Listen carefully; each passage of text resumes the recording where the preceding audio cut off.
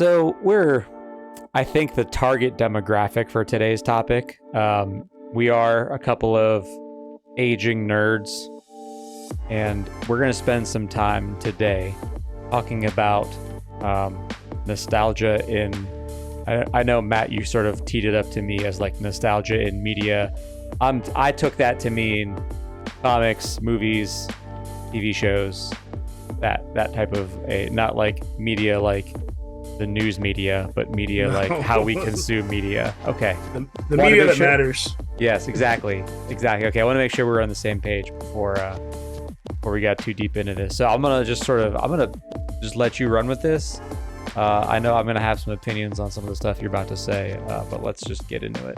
As always, we welcome your opinions. So, audience, I'm in a little bit of a fever dream, so I don't know where my notes are going to take me, but we'll kind of go from there. So I reached out to Dave, and I wanted to talk about. I'm just a little under the weather, but we'll be fine. So I reached out to Dave, and we haven't really. We've had conversations, obviously, about nostalgia. It's kind of what our podcast is rooted in a little bit, but not maybe directly. So I was like, hey, let's just talk about nostalgia in media, just like Dave kind of gave you the introduction. Like Dave said, I think we're the key demographic now for nostalgia in media. And I think if you look at any of the like highest grossing media properties, they are rooted in nostalgia. Like the big blockbuster movies that make millions and millions of dollars. They're a comic book that has been around since 1939 or whatever, like it's all old material. And a lot of the comic book stuff, I would say that's nostalgia based entertainment. They know the demographic they're going after, and they're leaning into it. I'm not sure I'm not sure if comics are the worst offenders here, in my opinion. Well, there might be, that's good. There might be other opinions, but like, okay, let's just Disney. All these live action remakes and reboots, like, oh yeah, did anyone ask for that? Like, no one asked for any of those movies. Like, no. Was there ever no? So no. That's just what I mean. Like nostalgia, like where Aladdin, like that was like my favorite Disney movie, and now they're doing, they did a live action Aladdin, a live action, Lion King, and it's just like no one asked for this stuff. But I find myself in in the space of being nostalgic for old properties, but also trying to not become that get off my lawn old guy who's always screaming at people for like new ideas and new interpretations. Right. There's a right way and a wrong way to do it. There's good nostalgia and there's bad nostalgia. I agree. So with that said, and I think becoming that old, like, get off my lawn guy, like, if you don't like something, like, you don't have to participate in it, or you don't have to, I don't know, you don't have to be vocal. If I don't like something, I just don't engage in it. That's just me. Like, point blank example, Dave loves She-Hulk. I didn't like She-Hulk. I'm happy Dave liked it. Good for him, like, it has nothing to do with me, so I kind of just, like... Lying. What? You, why am I lying? You didn't get. You literally watched episodes of it on my couch. Yeah, because it you engaged Daredevil. In She-Hulk. Because it involved Daredevil. That's all. Still engaged in She-Hulk. Okay, I engaged in those 2 episodes because it involved a character I wanted. And that's straight. We're not even 5 minutes in. This man's dropping lies already. I didn't engage in She-Hulk. I literally watched you watch it. I watched I watched an episode and a half. Watched it. Runtime counted. Disney right. Stats counted. Right, ran man. It up. All right. But I think that goes back to, we had I like to have, me and Dave have some philosophical debates, and I'm not going to engage in those and like what the details of them are. But, I hear a lot like people like, oh, I don't like the direction that the MCU is going, or, oh, I don't like this. And Dave's probably a little bit more, Dave's definitely more on board with it than I am. I'm the old man screaming at clouds in those scenarios. But I think Dave brought up like a really good point. When we were in the car heading back from, I'm sure, some wonderful barbecue. And he was like, hey, man, like, I just want you to consider, like, you might be the traditional, family and everything's perfect and the nuclear family, but like, not everyone was raised like that. So you have to consider other people. And I think that's ultimately the point you were getting at. You have to consider other people besides yourself, that every project might not be geared 100% towards you. And I thought that was like really impactful. And like, that's a really impactful statement that you kind of just I appreciate that. like I because I appreciate don't, that. yeah. So whatever. So that's my like opening kind of salvo. So I want to be positive, but I do want to start with a negative, just so we can kind of end maybe on a little bit more of a positive note. I actually So want to be negative and the stay whole time. there. All But that's right. just me. Well, You do you, and I'm just gonna point out things I okay. dislike. Well, you can go negative, but okay. So nostalgia done wrong is when you twist an IP like an intellectual property that is like known, and you twist it and you make it something completely different than what it is. Not at all. Not even like a tweaks. I understand if you're taking a comic book and you got to make some tweaks to bring it to live action. I think most reasonable people understand that. But when you completely like change something and making something new, and then literally you're just stealing the name of something, I have a problem with that. What I have a bigger problem with, when there's no planning, it's short-sighted, and you can just tell that they did not think the project through. They did not take the time. I'm just going to put it out there. Star Wars. What has happened? This is going to be a whole other episode at some point. I need to get the venom out of my system. But what has been done to Star Wars is malpractice, in my opinion. Wow. Like, it's just, I gotta defend Star Wars a little bit here, because there's been some good stuff that's come out. Mandalorian's been fantastic. Episode 7 was fantastic. The Last Jedi, Force Awakens. Oh yeah, that was good. I was down with that. Not all Episode of it. 8 was bad. Rian Johnson's movie was bad. I don't even say its name anymore. That movie sucks. I like Solo. I know a lot of people didn't like that. I like movie. Solo. I like Solo. I thought that was good. I like Rogue One. I think Rogue One is the best new Star Wars content that's been made, period. Yeah. So because even though Mandalorian was good, there were some parts of Mandalorian that are really goofy. And every single scene with Gina Carano is also not good. And that is separate from her being like a crazy, like unhinged MAGA type. It's because she has zero range as an actress. I mean, she's just not a good actress. Like She's a fantastic MMA fighter. She'll beat Big fan of her MMA work. Big fan of her MMA work. That. Yes. So let's not get on the Star Wars tangent. But whenever I hear the phrase, we're doing our interpretation of this story and we're retelling this story for a modern audience, you're losing me. Dave might be, I'm out. Like that, when I hear that, I know what that means already. I've been conditioned like a dog. When I hear Dave come through the door, my tail is wagging running up to him. When I hear we are updating this story for a new modern audience, I don't know, man. I don't know. But I just got some of my examples, and I'm sure Dave can go off. Well, Star Wars was one of mine that done wrong as well. But yeah. But I think there's more good than bad for Star Wars. However, in what way? Like, there's more good content than bad content in the modern, like the post Disney acquisition Star Wars. I think there's more good than bad. However, I do think it's falling victim to a little bit of like there's a lack of direction there. It feels like and I think they're just throwing a lot of stuff to see what sticks against the wall. And I'm sure a lot of that is nostalgia driven in a bad way. Yep. They're just juicing people for their funds. And that one's aimed at Gen X. That's not even aimed at us. Yeah. Like, we were pretty young when Star Wars came out, but Gen X, they're getting them. You got Gen X. I'm not even going to touch on the original 2 movies of this franchise, but the live action G.I. Joe, can we just talk about? I didn't even see. I'm going to watch it. I haven't seen the one with Snake Eyes, where it's a pretty guy with no mask on and he's talking throughout the whole movie. Not Snake Eyes, guys. That's not Snake Eyes. I'm sorry. Yeah, those movies are terrible. Thank you. I thought you were going to be like, actually, though, there's been more good than bad from those movies. Actually, I couldn't get through those movies. Without another franchise that you couldn't get through, I just put on my notes, insert Dave Transformers movies.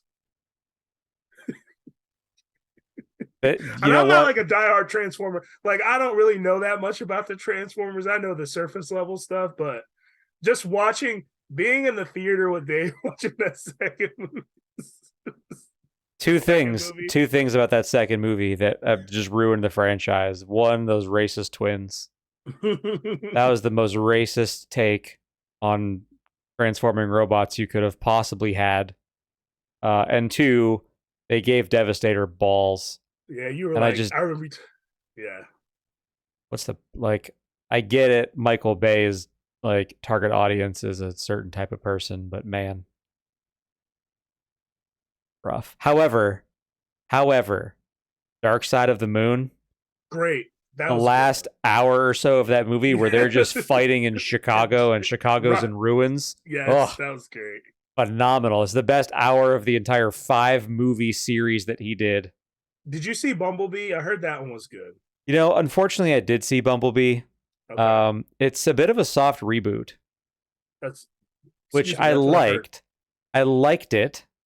However, the lead up to Bumblebee was very confusing for me because it was marketed like it was aimed at kids. It was funny, and Bumblebee is sort of like a little softer and accessible.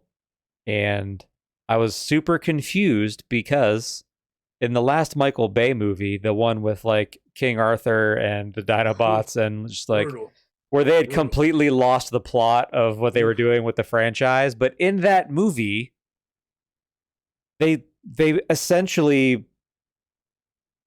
they let you know that the Transformers have been around for a very long time, that Bumblebee has been on Earth for a very long time. And ultimately, during World War II, Bumblebee committed multiple war crimes. He was a mass murderer during World War II. And now all of a sudden, he is like the lovable, friendly protagonist in his own feature movie with a child co-star. And I was not understanding what I was supposed to be watching. And the movie did not keep that tone the entire time. It was a pretty decent movie. Very confusing marketing strategy. If you've seen the Michael Bay movies and then you see that movie, you're like, this guy. What's the difference? Yeah. Killed a lot of people. The only comic thing I'm going to bring up is something you called very early on. I feel like maybe like 6 issues in, maybe a year into the series. It's the current state of the X-Men.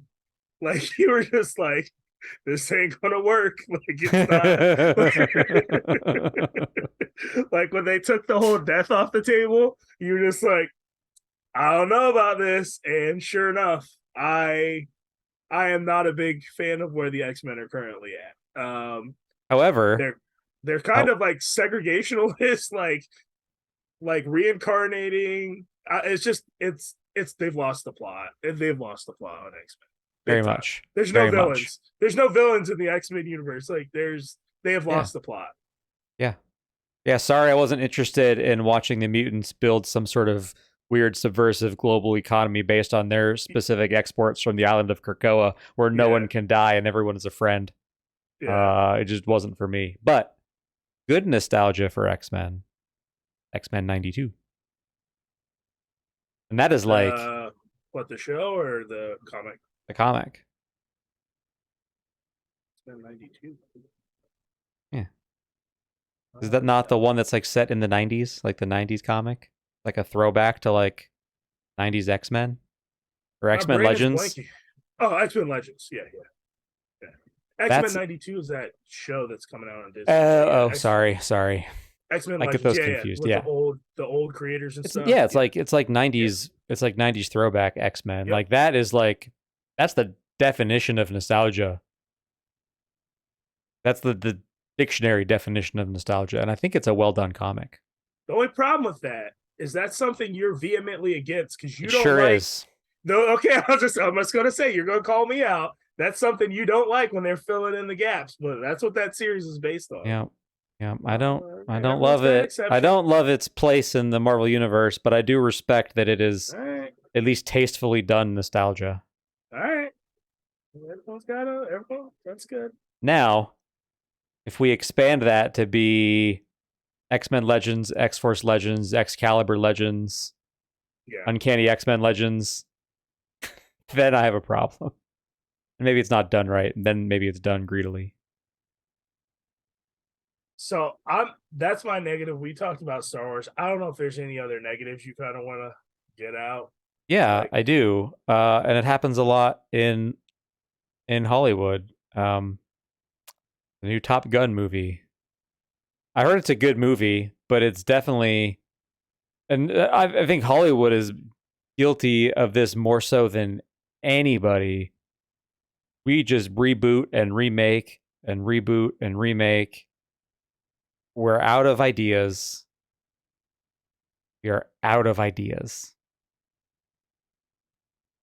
I will go to the mat on Top Gun though. I agree with your statement overall. Top Gun has been it's been, they've been planning this movie for like 20, 30 years. Top Gun, I mean,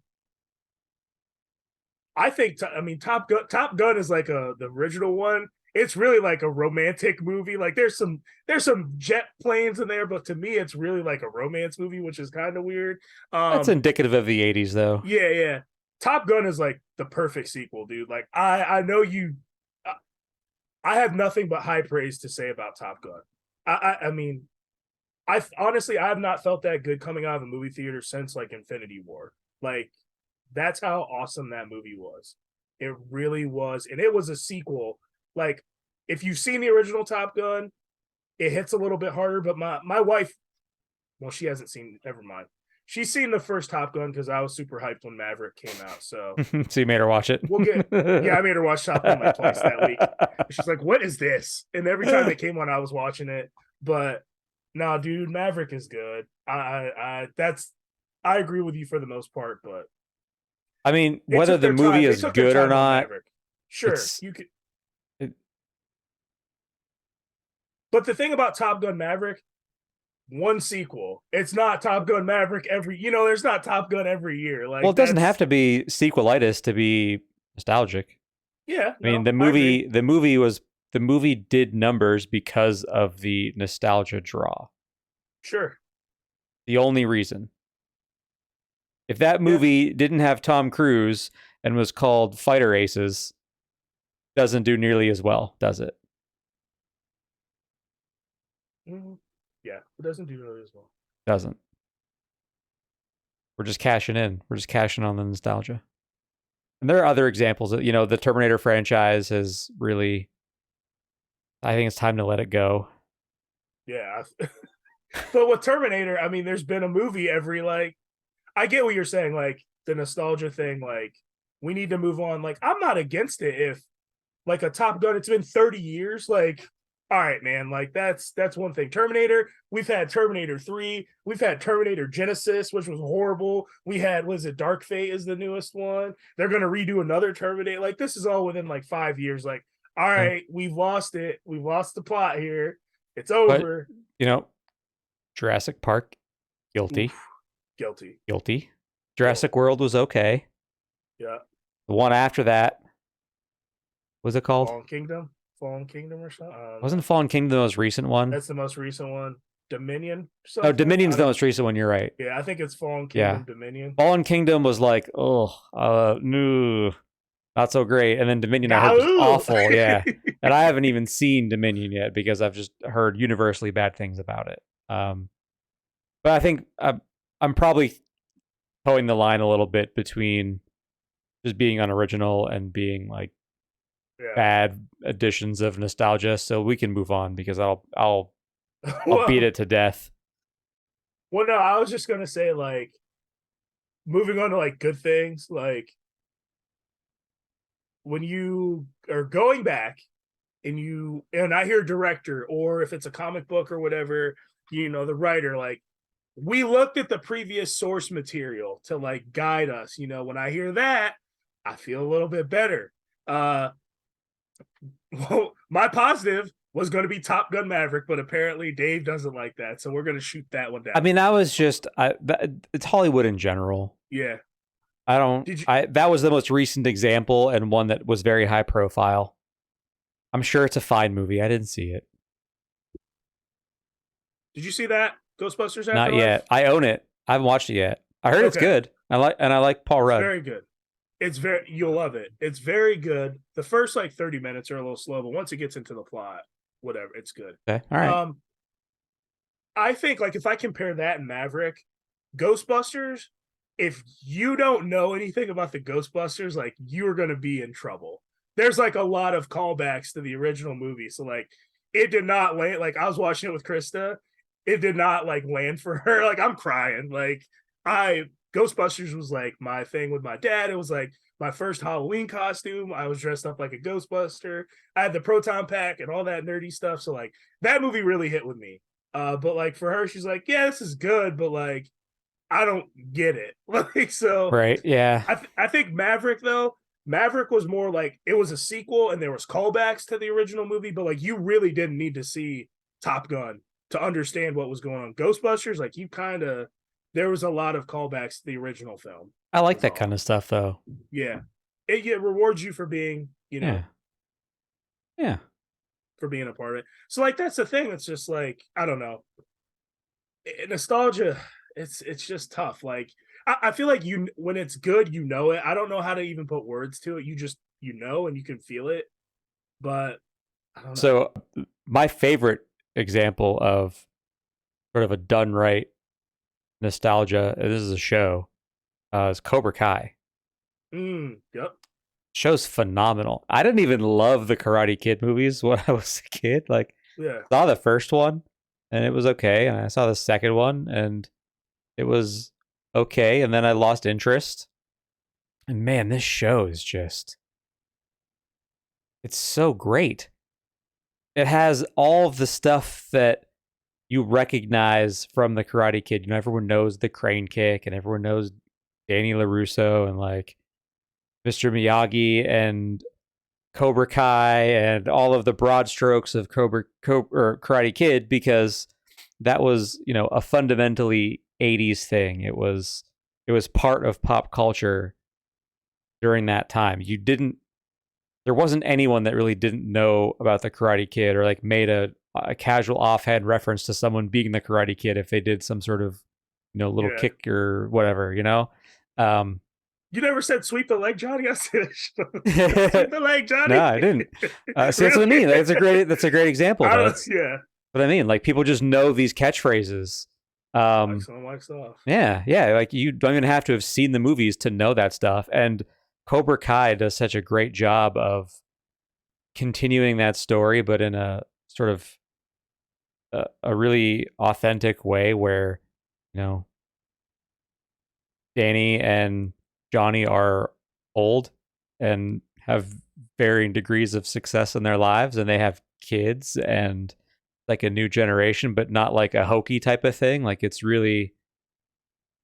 a mix between the way I describe it to people that haven't watched it, it's a mix between a CW teen drama, the WWE, and martial arts rolled into one, and somehow it just works. So I've not seen any Cobra Kai. I see all the trailers and I see everything about it. And I know that not that I'm like a diehard Karate Kid. I'm a diehard Top Gun guy. Like I've seen that movie way more than I ever probably should have for some ungodly reason. But like from what I've seen about Cobra Kai, they respected the things that came before it. They respected the characters that came before it. They in Chosen isn't that dude Chosen in that shit? Yeah, like dude, like no, everyone's like, in Chosen. it. Everyone's in that. Chosen's in it. Kreese is in it. Terry Silver's in it. Kreese is in it. Oh, Johnny Kreese. Like dude, that's what I'm talking about. Like, everybody's in it. So, but like Star Wars, bro. We had Carrie Fisher, Harrison Ford, and Luke Skywalker, and they never got together one time. Sure didn't. And we can never, ever go back to that anymore. They have sure you can. CGI. Yeah, Disney will just CGI it, man. It's fine. It's over. Like this is what I'm talking about, malpractice, man. Like this is what, and like I I'll I'll say it. I'll say it as the black guy on the cast. From what I've seen of Cobra Kai in the trailers, seems like it has a very diverse group of characters, which It does. is needed. Which is done properly though, because you respected the previous generation and they're going to hand it off to the new generation. Mhm. That is reflective of the world around you. Mhm.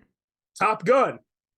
The original Top Gun was a bunch of white dudes. The Mhm. new Top Gun, two of the most important characters are black characters in that film.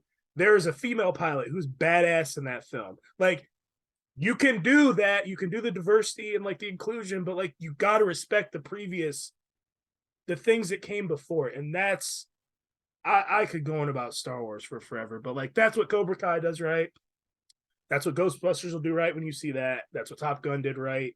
And I really appreciated that actually. I did. Like, so sorry. That's my diversity and inclusion rant of like It wasn't how that you do much it of a right. rant. I mean, all you did was, No, I think it was yeah, pretty mild. yeah. No, it's just like I come across as a guy who's like not for diversity and inclusion. That's not cool at all. One of the best movies that I enjoyed last year was that Old Guard movie, and it was all about Charlize Theron and her character, strong female character. Loved it. It was done right. That's the problem. It's just not done right. I see through the nonsense, man. That's all. Well, So, sorry, I'm off Old on- Guard was like a panel for panel recreation of the comic. and that's how by Rucka, right? So you can thank Greg Rucka for why that was Also- authentically inclusive, because he's an excellent writer of comic books. And he was also part of the production team that made the movie. I think he actually wrote the script, or at least had oversight of the script, but anyway. The writer and the source material. But anyway, you want more good nostalgia? There's an example right over my right shoulder, the Ninja Turtles reboot from IDW. Big nostalgia play. Fantastic comic.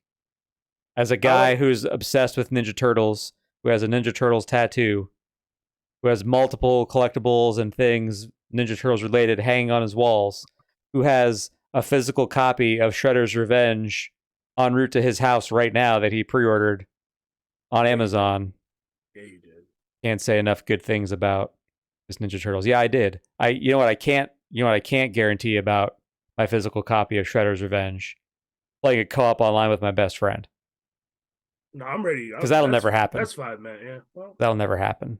I'll be never online. Cut to me waiting for the text of, hey, let's get on and play a game, and it's just a skeleton in a rocking chair because I'm dead. Big Apex guy. 9 days of Apex. I was gonna say yes. I mean, maybe it's just an IDW thing.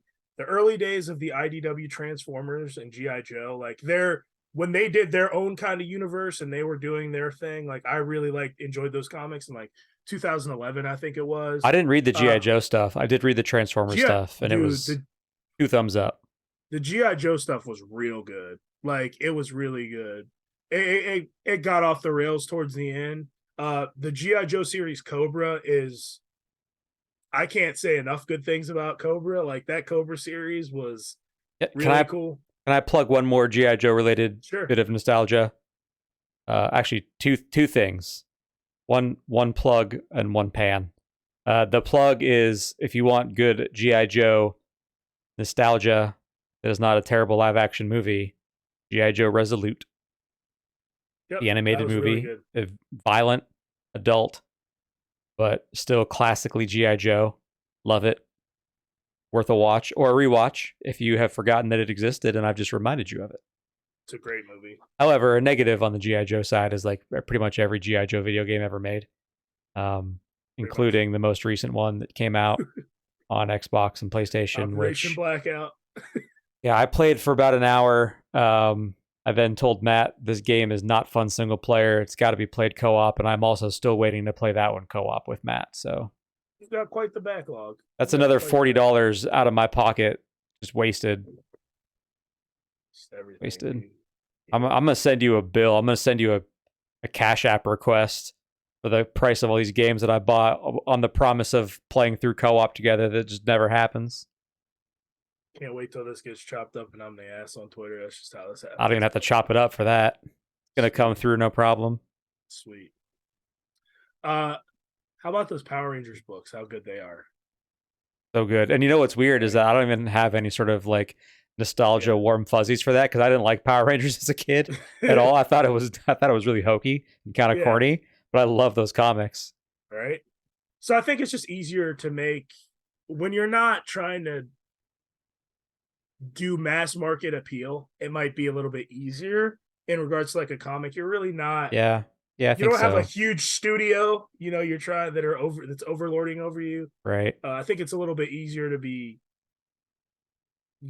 more true to the source material is all. I mean, that's all I had for nostalgia. That was a good conversation, I think.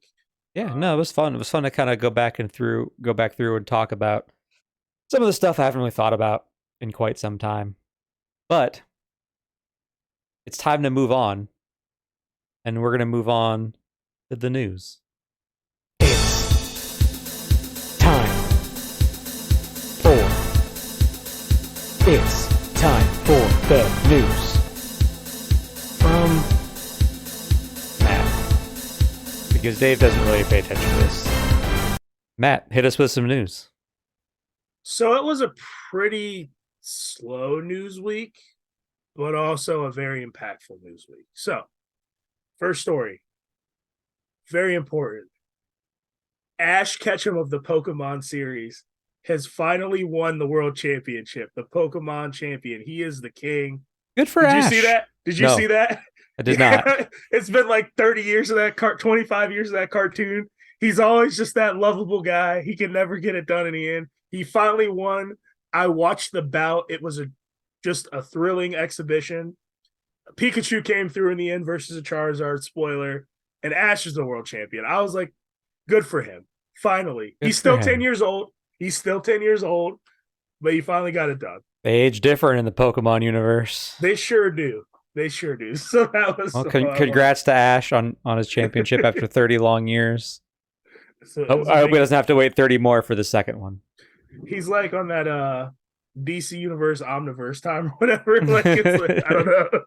Whatever that ridiculous timeline is. But Dude so ain't no Ash- Tom Brady. He ain't getting 6, that's for sure. No, not at all. Number 2, Image Comics teams with Library Pass. So pretty much what this is just Library Pass. yeah, it's I don't even it's know what that gonna be is. it's gonna be a service. I just found out about when reading it.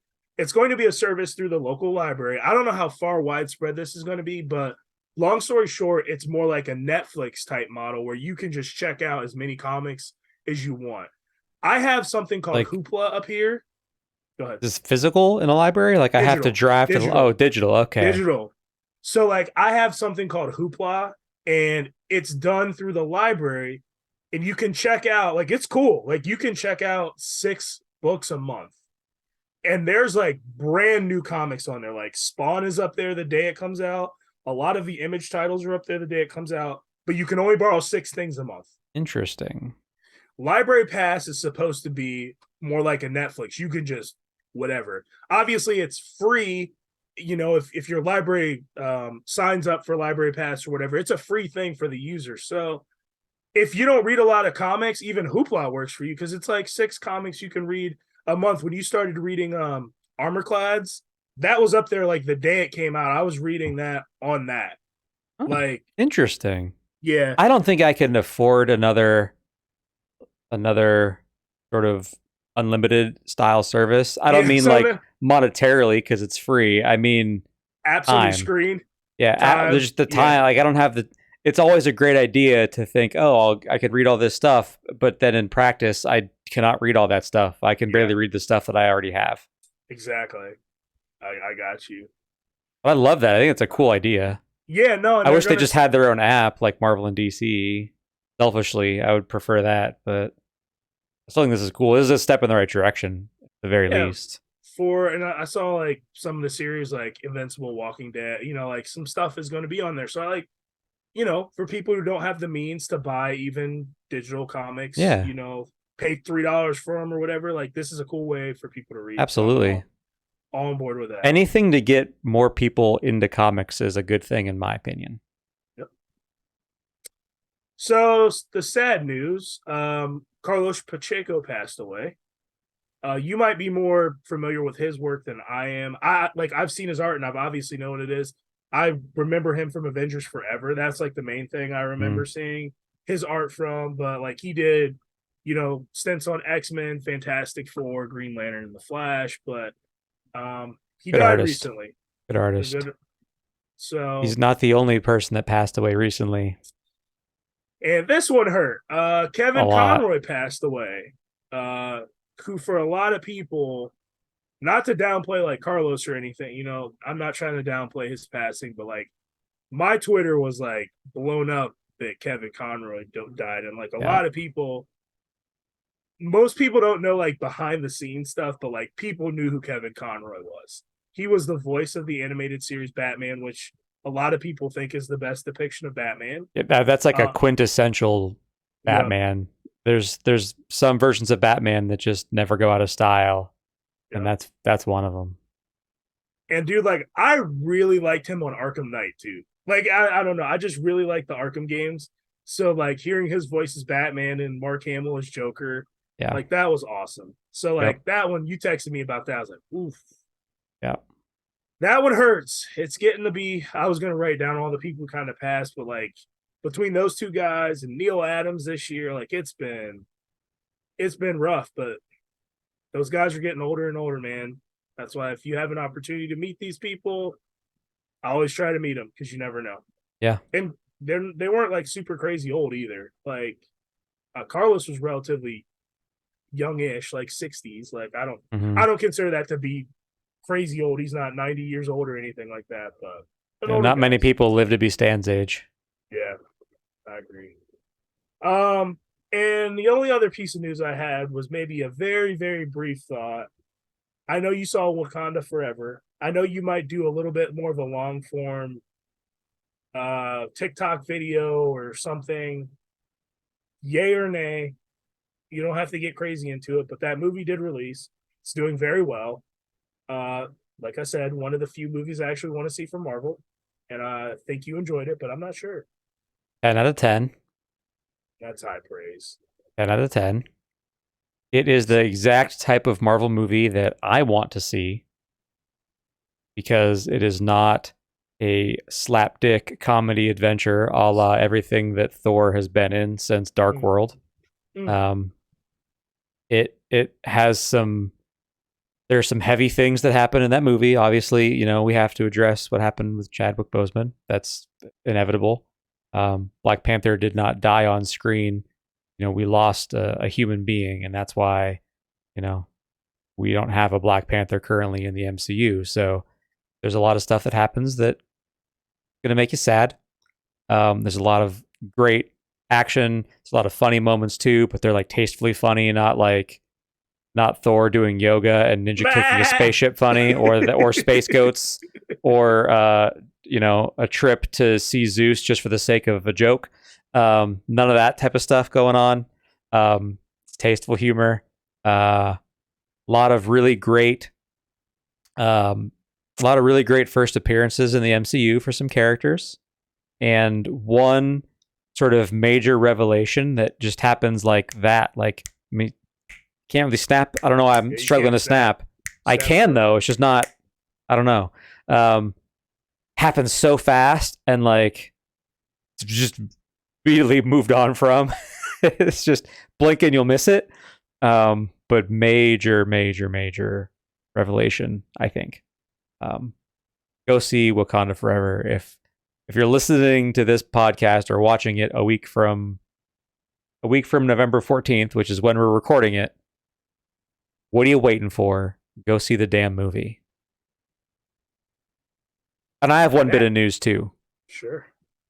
Did you have any more? That concludes my news. Yep. Okay, so mine is not necessarily the type of news that you've been sharing, but it is follow-up news related to a past topic on this podcast. About the comic convention. So this past weekend, Matt and I both went to a convention. Matt went to one in Buffalo, New York, which is near where he lives, and I went to one in the Dallas-Fort Worth area of Texas. They were both small regional conventions. And when I tell you that we had wildly different experiences, I I feel like I can't stress enough how different they are.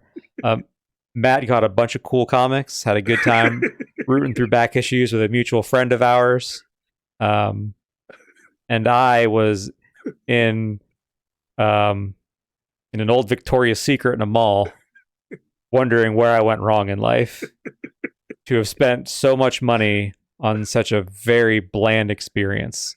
I don't want to disparage too much because I know the price of renting out an actual hall big enough for a convention in a hotel or an actual convention center. That's not cheap, especially in a city metropolitan area the size of Dallas-Fort Worth. So I understand sometimes we have to settle. However, this wasn't like a closed down mall. Mall is still open. People were just shopping in the mall, and there happened to be a convention inside an old Victoria's Secret. There was no room to walk around. There weren't a lot of vendors. The artists, I'm going to air quote, the artists alley and like the place where you meet creators, there's literally 8 tables worth of people to meet, which doesn't really bother me. I don't really go crazy for meeting people, but I do like looking at prints and stuff at conventions.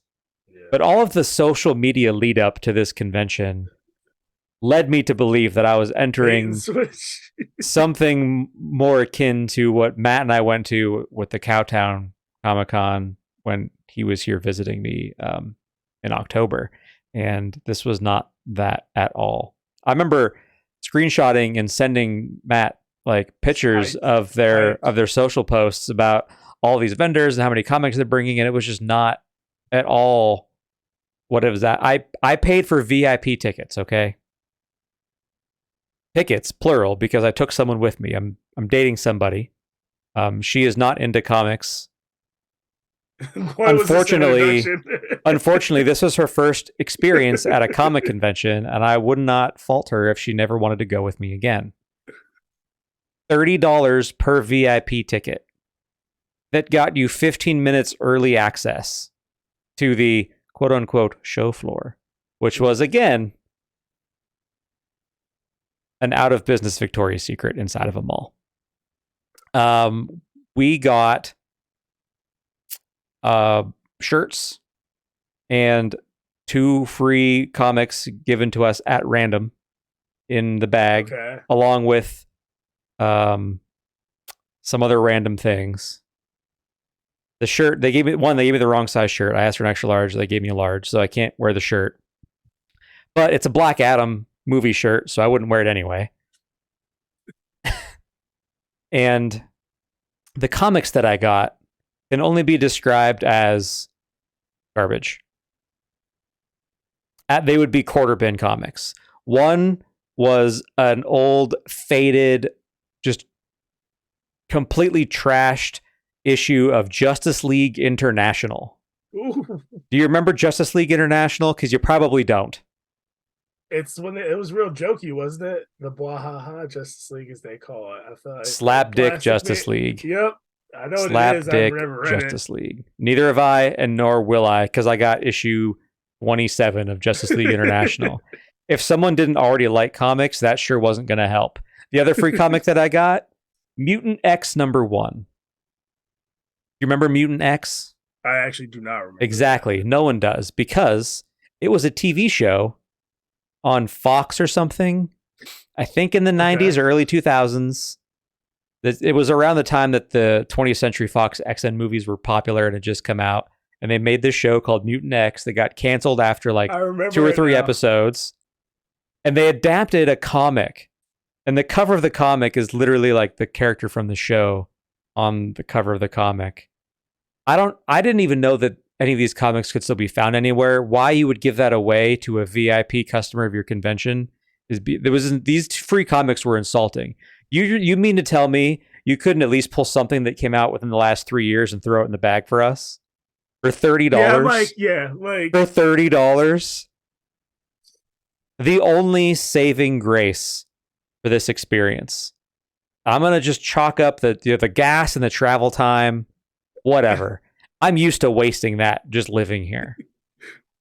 But thank whatever God you believe in, if any, that the other VIP benefit that I have not mentioned yet, 2 free passes to go see a movie at a theater near here, like one of those dine-in kind of experiential theaters. That's pretty cool. That's So probably between the worth it. two of us, we have 4 free movie passes. That's pretty cool, actually. At the very least, we're breaking even on the cost of entry because we get to see 2 movies for free. I got 2 date nights out of the deal. But Can I what just I add- said, let me just say this one thing and then you can say whatever. What I said in that Death of the Comic-Con episode about these regional cons being so hit or miss and you just never know what you're going to get. This is the prime example of that, where it looks one way and you show up and you're just like, why did I even bother? I got a Black Adam shirt that doesn't fit, 2 worthless comic books, and a wasted afternoon. So YouTube viewers, sorry, I wasn't looking directly at the camera, but That's okay. I very rarely look directly at my camera. It's fine. November 2nd, going to a mid-sized con in a couple weeks. Some of the social media posts shared by Dave. Their social media leading up is very promising. They're leaning very heavy into comics. I replied with booking my flight now with a plane emoji. November 3rd, Dave sends me another piece of social media. I'm going to edit this post, but I'm going to be up to my drawers and dollar bins at this con this upcoming weekend. I replied with booking my flight now again. Boy, am I glad I did not go to that. I did not go to a convention. I just popped around comic shops as a correction, but yeah. Okay. Fair enough. There's a big, I mean, it was, compared to your experience, it damn near was a convention. There's like this one store in Buffalo that's a lot of square footage and they have like dollar issues, and I pulled a lot of the series Lazarus by Greg Rucka there, so I had a good time. I didn't. I had a good time with the person that I was with. Yeah. Did not have a good time at the convention itself. And there's a lot of stuff that was just outrageously priced. Yeah. I kind of know what things are worth, but this was it was rough. It was rough. Comic recommendations? I think we're done with news. Let's move on to what we're reading, what we're playing. Mine is not wildly different from last week, unfortunately. So I've been slacking a little bit. I've been really busy with work, so I'll be diversifying my list for next week. But I was kind of chipping away at one series. I normally bounce around a lot, but I didn't. So I caught up on the issues I had of the TMNT ongoing series. You're probably ahead of me now. I'm ahead because I didn't read everything. I just jumped. Oh, I remember. Don't worry. I'm not. Well, I don't even want to spoil it. I'm not. Please don't spoil it. Nope. I'm not feeling the series, to be honest with you. And I'm honestly going to go back to like the beginning and start because those issues were really strong. I remember I read most of that series up to like issue 39 and it was really good. And I've forgot everything from then anyway. So I'm just going to read it on Comixology. I also have been reading a lot of Dark Crisis on Infinite Earths. I read some of the tie-ins. The DC tie-ins are just hit or miss, man. Like some of them are really good, some of them are whatever. Art's all over the place. The main book, though, Dark Crisis, the art by Daniel Sampere is fantastic, dude. Like his art is just out of control. So I've been enjoying that. In the books that actually have tied into that series that have been interesting, I've really enjoyed. The last thing I did wasn't actually a comic book series. It was actually a documentary, and it's a very like Matt Ward documentary, and I understand that. It was released in like 2020, I want to say. It's called My Comic Shop Country. I started this like I like the inside nature and the behind the scenes nature of like inside baseballs, like whatever, of the comic shop and the comic shop industry. This was about a guy, very well done, very like well produced, I thought, for like what it was. It wasn't like a grainy camera, like it was high definition, good quality. Good. It was like him and his story of like his comic shop locally closing and he interviews obviously people from his own comic shop, but he like travels the country to interview a lot of different comic shop owners in different areas of the country and how things are doing, how the business is changing, all that stuff, how, we can get, make millions and millions of dollars at these movie theaters, yet we're struggling to get people in the comic store. It was just like really, really interesting. He has like a supplemental podcast that I just kind of put on if I'm caught up on the podcast I'm listening on. I think his name's like Anthony Diasano. I think he's a good interviewer. So like I got sucked into the podcast just while I was doing some stuff outside. And then I was like, oh, there's this movie. So then I checked out the movie. It was like an hour and a half. Where did you watch the movie? I bought it on Amazon. It was like $3 to rent or $7 to own. So I just That's not bad. I was like, I'll end up watching this thing. But will you do me a favor? Will you text me the name sure of that, and I'll put it in the description of the podcast if anybody wants to check that out for themselves. Sure. We'll put the name and the creator's name in the notes. Yeah, absolutely. It's very, like I said, it's very focused on the comic industry, and I know that's not maybe everyone's cup of tea, but I think you might find I'd be interested in watching that. For what it was. Like, it was good. Good personalities too that he interviewed. So yeah, I'll send you that link. But that was what I've been doing. Yeah, I haven't been playing anything other than I finally played Apex Legends for the new season. I'm back on my Apex bullshit. Hating life, F1? but still F1? having fun. Still playing F1 Manager. We're up to 7th place in the Constructors Championship, which for the team that I'm playing as, that's really good. I'm above where I'm supposed to be. The board has high confidence in my leadership. Wow. So we're on the right track. We're doing good. That's all you can ask for. All you can ask for. As far as you brought up something that I hadn't considered, but things that we're watching that might be related to like pop culture, gaming, comics, etc. So I'm going to plug a show that I just finished that I've absolutely adored from the moment I first started watching it. It's on Amazon Prime. It started on the Sci-Fi Network, and then Amazon bought it. It's called The Expanse. It's based on a book series who I don't remember the name of the author of, so shame on me. But I wasn't planning on speaking about this, so also that's my get out of jail free card for not plugging the author because this was unplanned. But it's sort of a sci-fi political thriller type of vibe in the first couple seasons, and then kind of really like opens up the floodgates to a lot of other cool stuff. But it's set in the future. We've colonized Mars.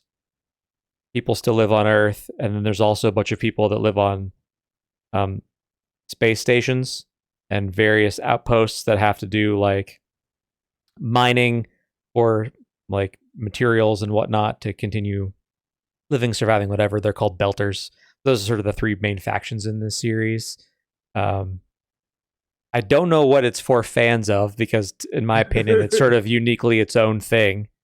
It's got action. It's got sort of the heartfelt type of interpersonal relationships building that you would expect with sort of an ensemble type of cast. And it's also got a lot of really complex political overtones and like not even overtones, very much political subplots. And it's just a really interesting take on what a realistic future where humanity has access to things like spaceships and space travel and lives on other planets, but within our own solar system.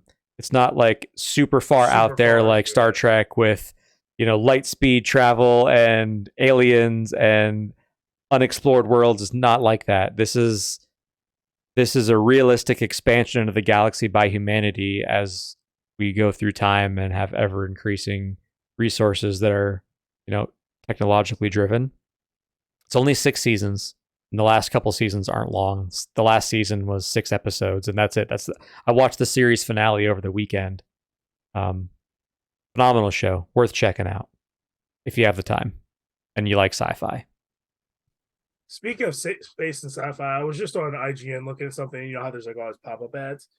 Did you know that Robert Kirkman was affiliated with that Callisto Protocol game? No. He is. That's I was awesome. like, is that Kirkman? Even better. Like, yeah. And I don't know to what extent, it might just be like I think like Skybound has a partnership with it or something. But I was like, Yeah, I mean, Why is Skybound Gaming Robert is a Kirkman- thing. I was like, why is Robert Kirkman? But I Maybe he thought that consulted was- on the story. I don't know. Yeah, I don't know. That dude's he's got his hand in a lot of different He's doing it. cookie jars these days. He's doing it. All right. Well, that was it. That's it. That's all I'm watching, playing, reading.